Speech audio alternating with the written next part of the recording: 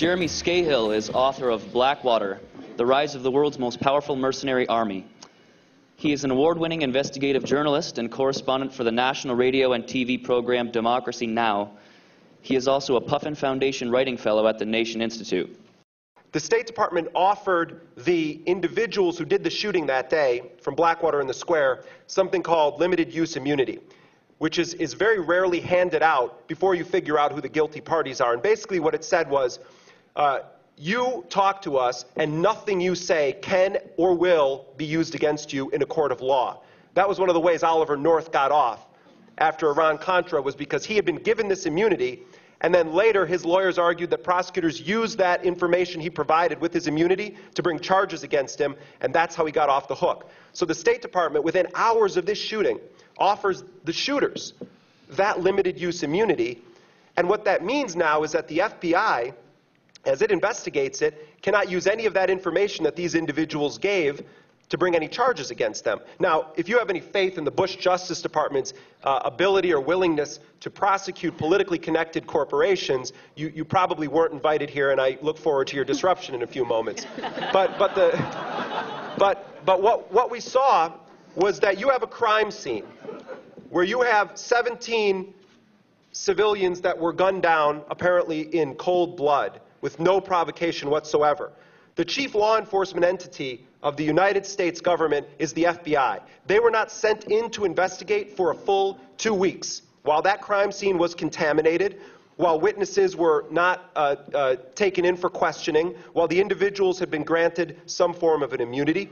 And in fact, when the FBI finally got around to being sent over there, it emerged that Blackwater was actually going to be guarding the investigators for the FBI, until Senator Patrick Leahy stood up and said, "This is insane. The accused killers and their friends are going to be guarding the investigators?" You see, that this is the reality. You know who guards Nancy Pelosi when she goes over to Iraq? Blackwater. How on earth are we going to have an aggressive congressional investigation against these guys when Congress people go over there and depend on them to stay alive? That's how deep this has cut. But something interesting happened. The Iraqi government did an investigation that was maligned left and right in the press. The corrupt, and I concur with what Luis was saying, the corrupt Iraqi Interior Ministry. And I think there's a lot of reason to be suspicious of what the Iraqi Interior Ministry says. But in this case, what the Iraqis accused Blackwater of doing was corroborated not by the State Department, who employs Blackwater and depends on its mercenaries to keep its forces alive, not by the Bush White House, but by the U.S. military. The Army sent investigators there almost immediately. In fact, they were there within 12 minutes of the first death that happened in the square that day. They investigated it. And what the U.S. military determined, and this got almost no publicity whatsoever except for one story in the Washington Post, is that all 17 of those Iraqis were killed as a result of unjustified and unprovoked fire, and they said that it was criminal conduct. That was the military investigation. When the FBI,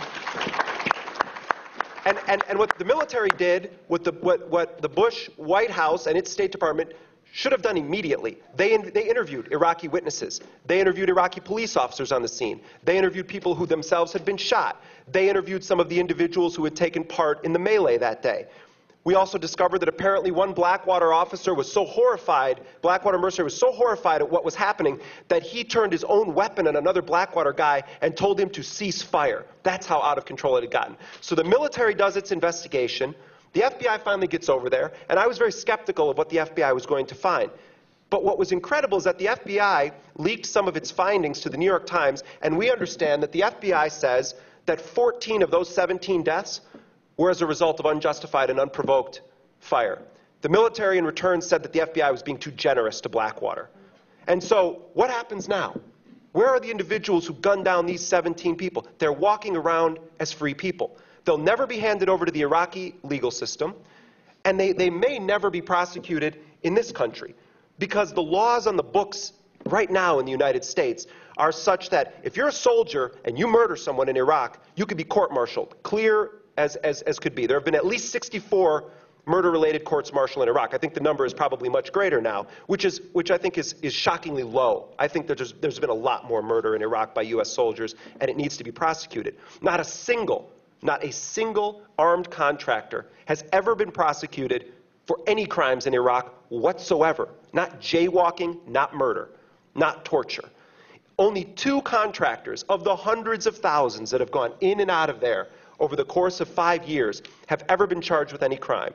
One of them was an individual who pled guilty to possession of child pornography images on his computer at Abu Ghraib prison. How about the contractors who have participated in the torture at Abu Ghraib prison? This guy goes down for having porno images on his computer, a moral crime in the eyes of the Bush administration.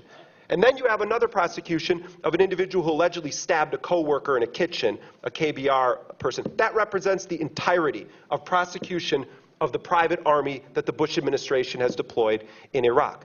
Blackwater is not the biggest of these companies. It's not even the most profitable. It's sort of like a high-end boutique on a strip full of Walmarts. It's the Maserati of the industry. But right now in Iraq, as Luis said, you have somewhere between 150 and 160,000 U.S. soldiers who wear the United States flag. You have 182,000 private contractors, and that doesn't even count the armed ones. They work for 630 corporations on the U.S. government payroll. They draw personnel from 100 countries around the world. In addition to that, you have 170 mercenary firms operating in Iraq. I want to repeat that. There are 170 companies that provide services like Blackwater's in Iraq right now. That's almost as many nations as there are registered at the UN. What does that say about the discussion that all of us, I think, have about Iraq being a model?